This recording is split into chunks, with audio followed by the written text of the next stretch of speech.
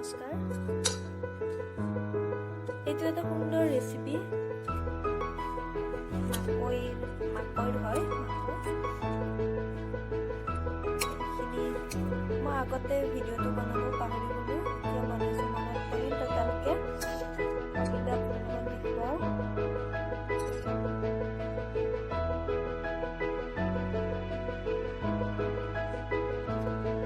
ইয়াতে বাদাম আছে, পিঁয়াজ কুটা, মাকৈখিনি প্ৰথম ইয়াৰ পৰা এনেকৈ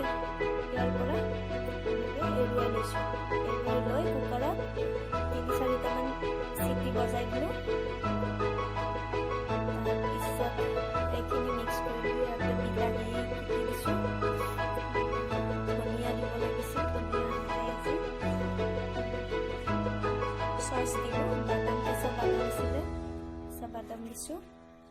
মছলা দিছোঁ, চাট মছলা, নিমখ, তেনেকৈ ধুনীয়াকৈ মিক্স কৰি এইটো সুন্দৰ খাবলৈ বনাই খাবচোন আপোনালোকে।